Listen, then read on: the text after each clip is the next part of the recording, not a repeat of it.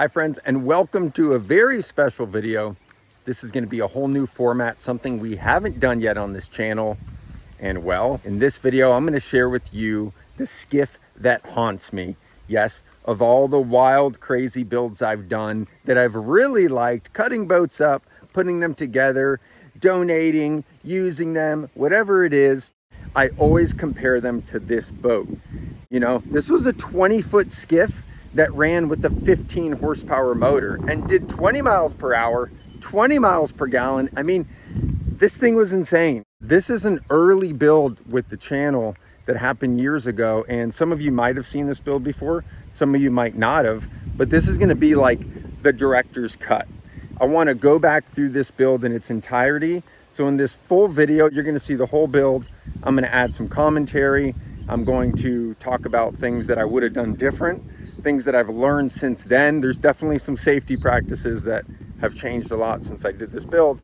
Some of it might be a little cringeworthy, but you know, it was a really cool build that I enjoyed so much building, and I think there's a lot that maybe you guys can take from it. Well, I hope you enjoy the build, even though I'm not building, but enjoy the video. Let's see what it can do with some chalk!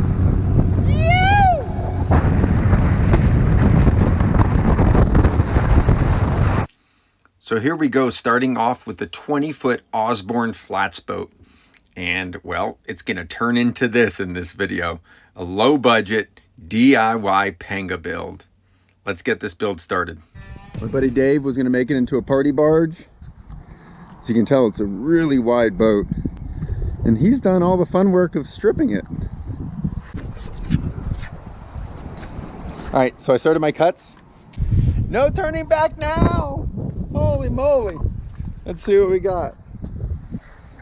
I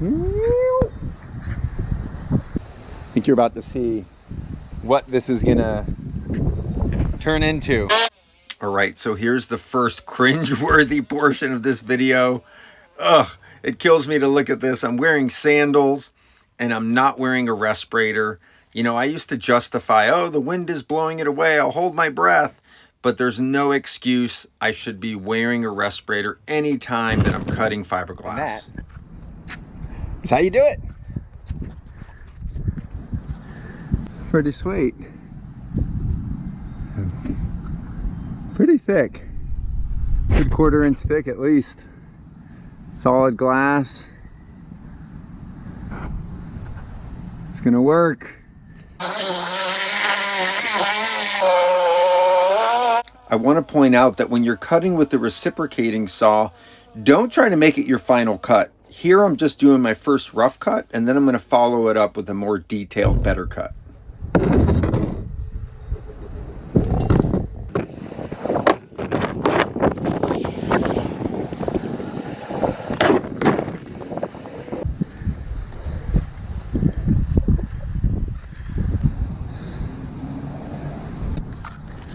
This is what we got. Long, skinny boat. Long and skinny means efficient and fast. Not so much stability, but I'm liking the trade-off. The other thing I like here is these reverse chines. So this is going to be a nice hard chine. That reverse chine is going to help. It goes all the way forward. You can see underneath. It's going to help deflect some spray, give a little stability. I like it. Look at that. Long hole pad narrows all the way to the very front. 10 inches wide in back. That is why I chose this hole. One of the reasons. When people are looking for a project boat, sometimes they're distracted by the entire, kind of what the whole boat looks like. Gunnels, overall layout. For me, I was concerned with what part of the boat actually rides in the water. At the end of the day, a boat can look like shit on the outside, but down here is what counts. And if it's the right hull design, that's, to me, that's how you pick the boat that you want for your application. And for me, I like it. Let's So, looking at the front of this boat, you can see it's got a little bit of a V to it. Which clearly isn't made. It's a flats boat by design, right? It's an Osborne flats boat, in case I didn't mention it already. 19, 20 foot. Earlier in the week, we got the boat cut up to look like this. The boat is now ready for the next stage, which is putting some sides on it. That's the next step. I want to put sides on the boat just to get it in the water, do a float test, then determine deck height. I'm guessing the floor is going to need to be as low as possible. Well, I'm not guessing. I know the floor is going to need to be as low as possible, just to lower that center of gravity. This is where we're going to start. Transom. Everything so far on this boat has just been a rough cut to trim it down to the basic shape. But now we're going to start at the back of the boat and work our way forward. So it's going to be important that we get some good measurements on the transom, make some marks, just using a gold Sharpie here. And we're going to make some reference points. Let's do it. All right, so what I'm doing is I'm making marks. Number one is going to be the center line, and I'm cross-referencing, I'm doing cross measurements. I really want to make sure that everything is as accurate as possible, since I'm going to be working from the back of the boat forward. And here you can see I've got all my marks made, my lines. I am basically ready to make my cuts. So now I'm going to cut the top of the transom using a good old circular saw with a wood blade. That's it. Keep it simple. And then I'm going to do my side cuts. And then I am done. Transom shape is cut. Oh, there we go.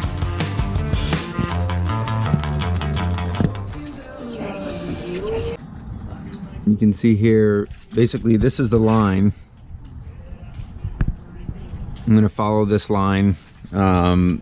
This is kind of the contour. It's hard to see. You can see it there. So I'm going to space it, tape it off with some tape, get a nice clean line sweeping up to the bow, and then trim that out. All right, so all I'm doing here is getting a masking tape, and I am laying out these lines. I'm doing it by eye. And once it looks good, I am ready for the circular saw. Pretty simple. I'm just going to run this right down my line. And I know that if I need to clean it up, I can always do so with the grinder. All right.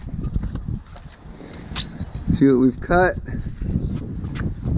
Oh, look at that. Look how straight.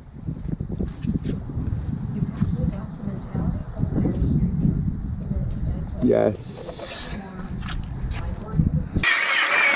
So I'm really beginning to feel like this whole video is going to be me yelling at myself for not wearing proper safety gear. Oh, this just kills me to see me cutting this without a respirator. Even though there's a lot of wind present and I tried to be conscious of it, it's no excuse. Basically, just put this as a first layer to seal. It's a mixture of bonding putty, resin, and some chalk. Put some of the repairs from today. Overall, productive day 2. Doing good. Got some repairs and got the hole trimmed to where we want it to be. Okay, day 3. It has been raining all day long. Finally stopped raining. It's 1:30. Sun is out. Boat is looking good. Let's see some of the fiberglass work from yesterday. So what we're gonna do now is grind this leading edge and do some glass work. While it rained, The garage is now kind of clean. It's cleared. It's a lot better than what it was before if you saw the video yesterday. So this is the space. Gonna grind it out here, get it ready, and then bring it in for glass work. Before I start grinding, I want to show you my best friend. Baby powder. This is the key to not being itchy and nasty. Best thing you can use when grinding fiberglass would be one of those nice full suits. Second best thing you can do is baby powder. It's so fine, it actually gets in all your pores and basically clogs your pores so that fiberglass can't get in there and you're not all itchy. So this is what I use.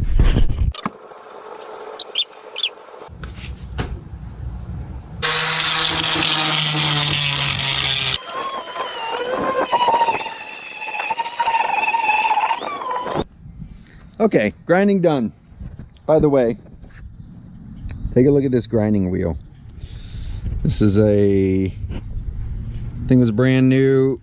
Doesn't even look like it was worn out at all. These things are awesome for grinding fiberglass.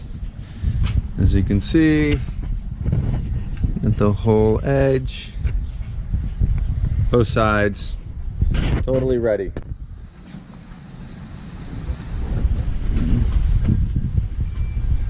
Yes! So the reason I took it off the trailer is I want to be able to lay it on flat bottom so that there's no stress on the hole. And being that this has a nice wide hole pad, it should sit nice and flat. No stress, no load on the hole.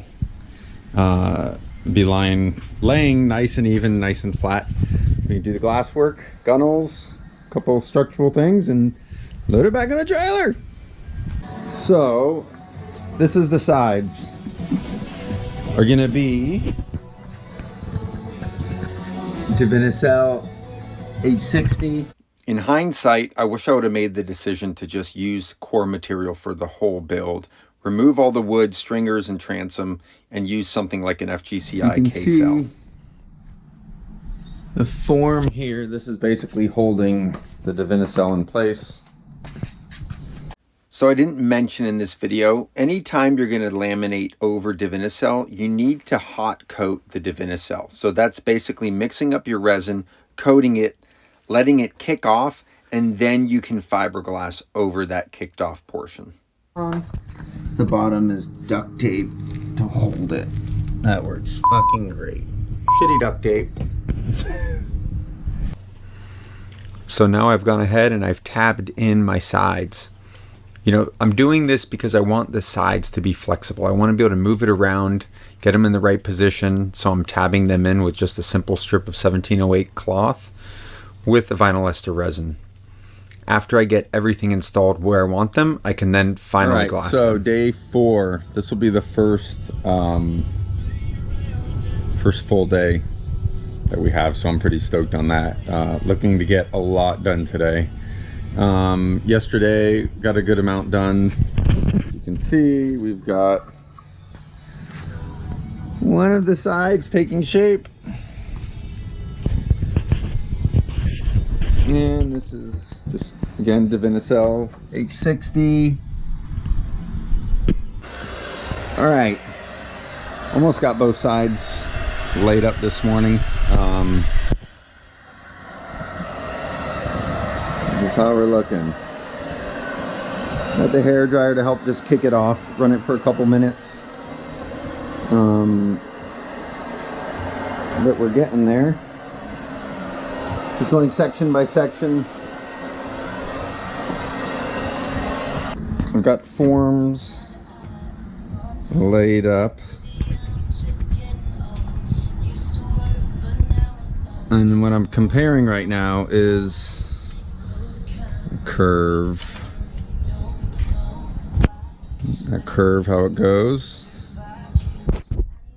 What matches up on this side. So one thing is there is a form right here. Here's the duct tape. So you're about to see some of my first sections of glass work. I'm using these multiple pieces of fiberglass to cover the entire inside of the boat. And that's because I just wasn't comfortable trying to laminate big sections with big pieces of glass by myself. It was hot out. The last thing you ever want to do is be in a rush when you're laminating. So, you know, now I've got a lot more experience with big sections and I can do it. But then this is just what I did and it worked. Day today. Started this morning. Got everything glassed in, so gonna start on the bow now. Try to get that done. All right, it is nighttime. And this is what we got done today. End of day 4. Gunnels are glassed in. All right, so here we are. Late start today. Letting everything dry up. Actually did a little bit this morning.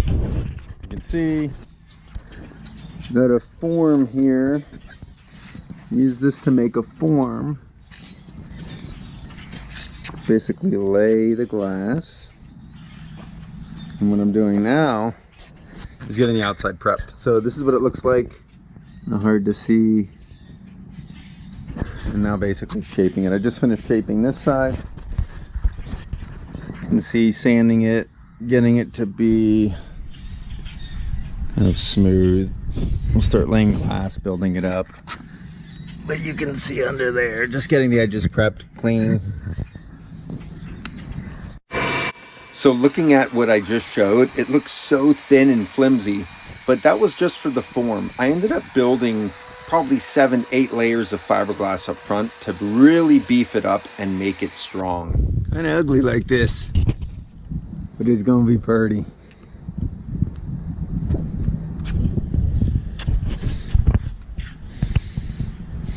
This is all trimmed up.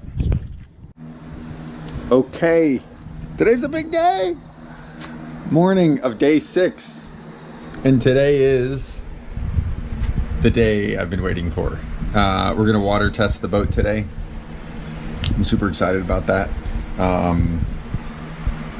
I yesterday didn't really video much because the GoPro SD card it's been full, and even though I dumped it to the computer, it's still saying it's full, blah blah blah. I need to basically format the entire thing. And kind of when you get in the work mode, in the groove, Chelsea helped me last night do some of the glass work, and we basically got everything done. So now we've got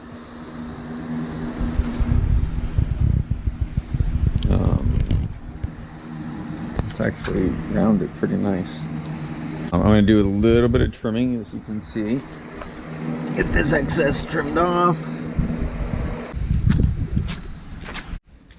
So I just did a quick coat of gel coat on the bottom edge of the boat, just where my seam was. Really didn't need to do it, but it made me feel good, little peace of mind in case there was some little voids or something.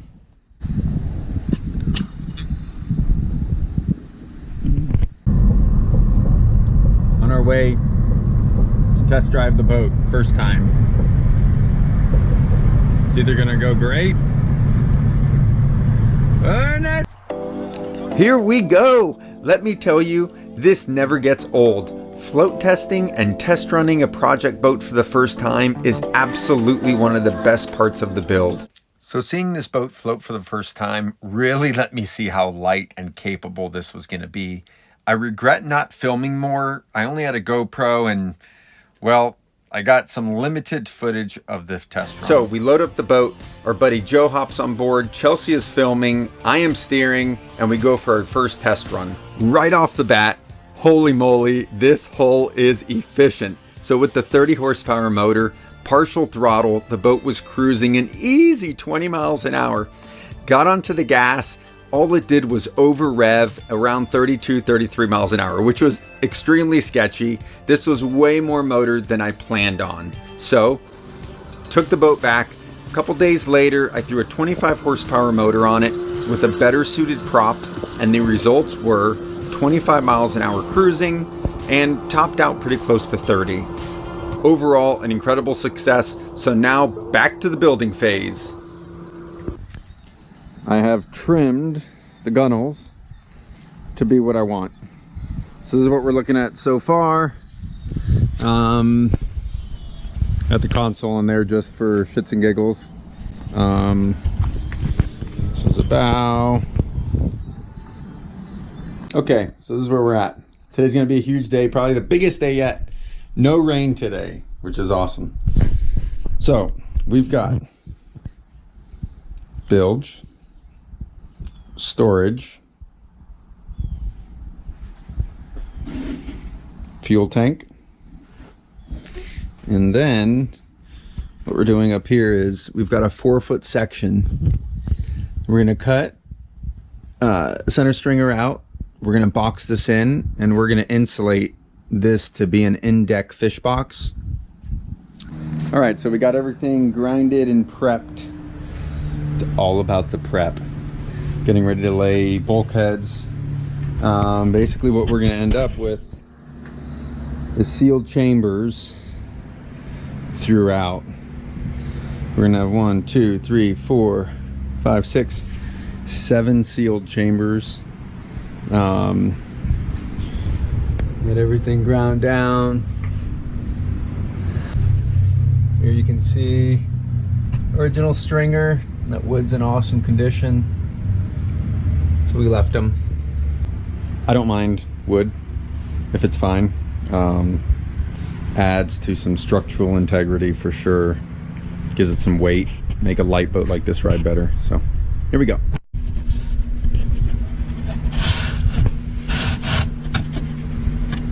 Okay, so a question I get asked is how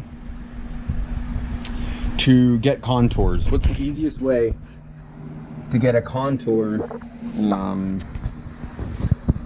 to cut a piece, mark it?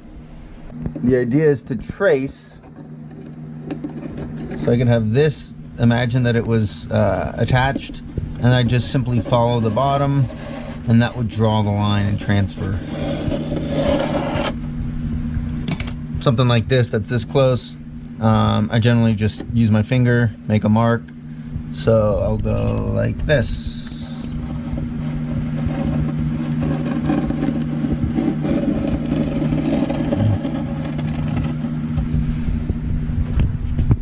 See that? That's how it works. One of the nicest things about using a core material such as Divinycell is that it's really easy to work with. You can cut this stuff super easy with any power tool. You can cut it by hand with a handsaw. You can shape it by hand using a rough grip paper. It's super awesome. So after I've cut all of my bulkheads, I now pre-cut all of my fiberglass strips. So I'm going to be using 2 laminations of 1708 glass to tab in my bulkheads.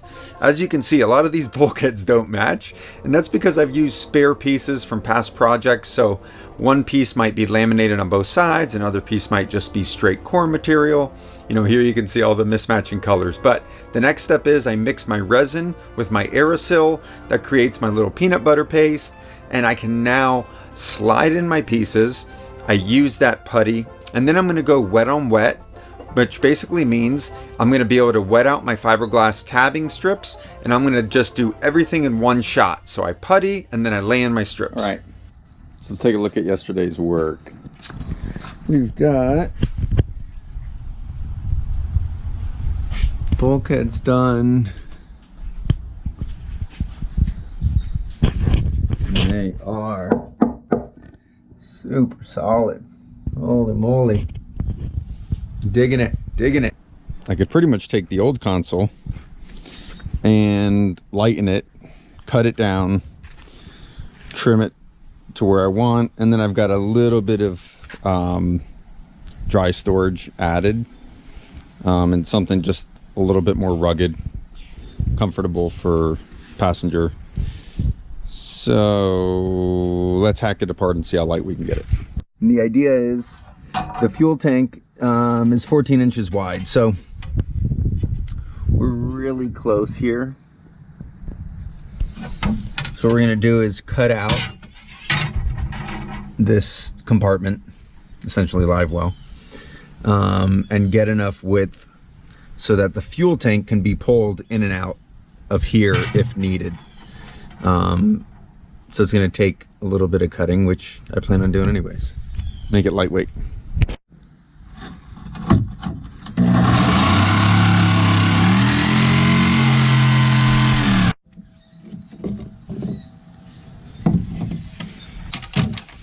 All right, now we've got a big enough opening.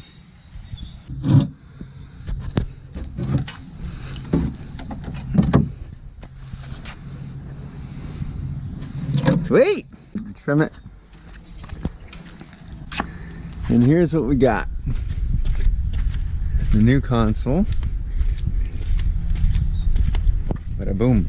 So for my underdeck cooler, I use scrap pieces of core material. Ideally, I would use a really low density for better insulating properties, but I used what I had. I put batteries on top of them after bonding to make sure that they were held down good. And then after that, I glassed everything in with 2 laminations and then gel coated. And this is the end result. For the next 2 days, you're gonna kill me, but I didn't get any filming done. I had GoPro issues. I used my phone for this one clip. I didn't want to get my phone dirty. But what I did was I got plywood. This was not marine grade, but I did laminate both sides. Once they were dry, I then bonded them onto my stringers and bulkhead system. And then I tabbed in the entire deck with 1708 and vinyl ester resin on all the corners, all the sides. Here you can see that I cut out my fuel cell compartment. I'm now getting ready to tab that in. After that's tabbed in, it's ready for gel coat. Okie dokie. So quite a bit has happened since the last video on the Skiff. Probably saw testing. So the floors are done. So right now just mounting the console. What I did was everything's grinded. It's being glassed in.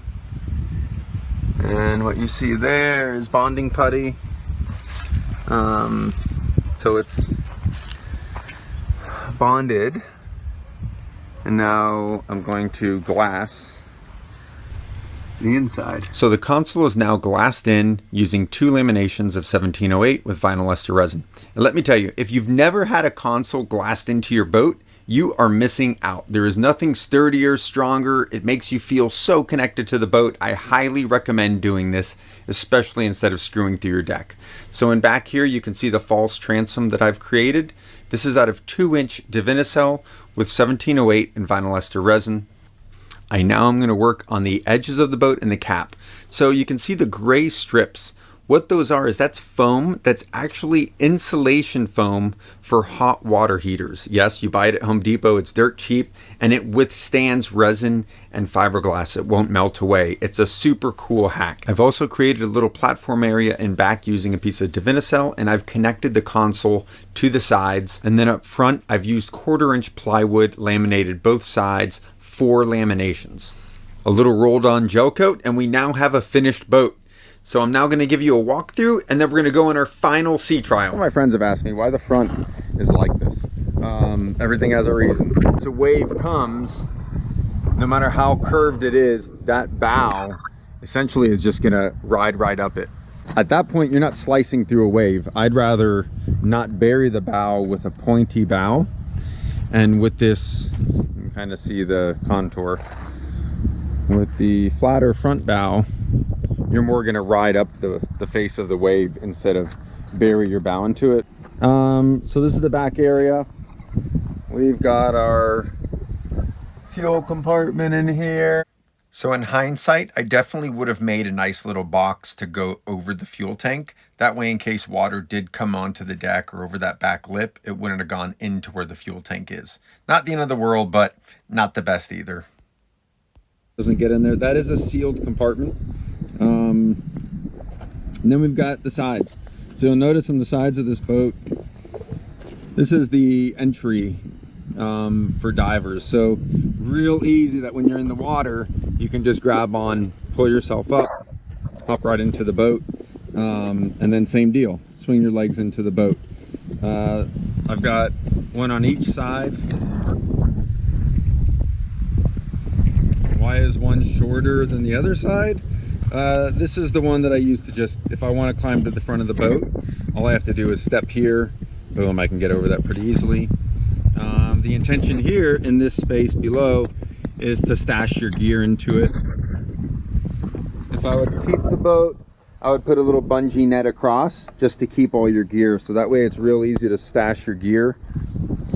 And you can access it from the back of the boat as well. And then of course, the console. I haven't mounted this hatch. Real easy to get into the gas tank. This is the console that I lightened up.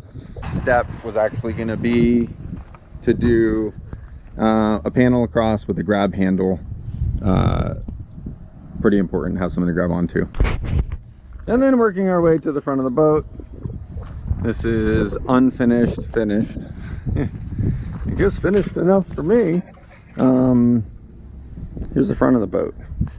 Still recording. Yeah, I mean, pretty self-explanatory. A lot of room. Let's go for a little cruise. I haven't really filmed much of the test runs, and I wanted to get some video. Let's go for a little ride.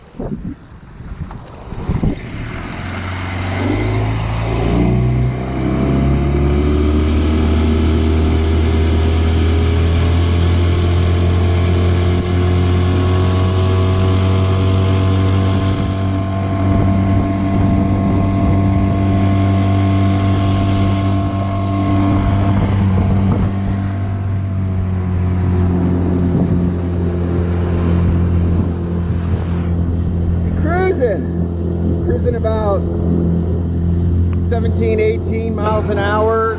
Just, I mean, partial throttle.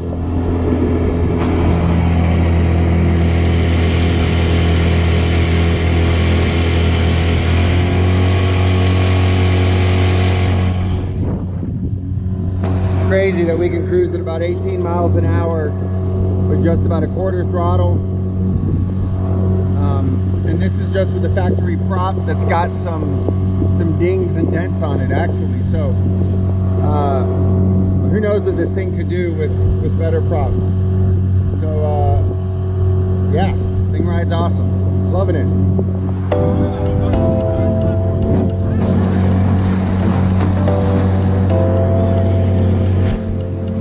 So to everybody watching, thank you so much. And for those of you that have liked or left comments in the past, thank you, thank you, thank you. Your comments mean the world, and they motivate me to continue progressing, getting better at doing these videos. I have so much awesome content just waiting to be uploaded. I'm stoked to share it with you. So if you want to make sure you don't miss anything, you guys know what button to hit. Let's see what it can do as a charge.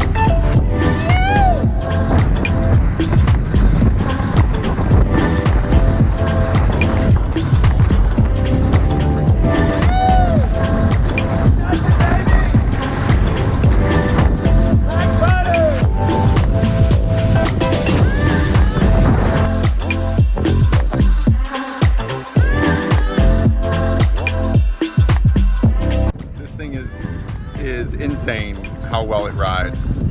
Just now you saw in the video playing in the wake of a big cruiser. Anything I put this boat into, it just eats it up. I mean, it really is kind of mind-blowing. I had expectations, but this boat has far exceeded any expectations that I had. I mean, it cruises 18 miles an hour, just partial throttle. Over 20 miles per gallon is what I calculated it with the test the other day. Mind-blowing. Top speed 22, hit 23 a couple times. You know,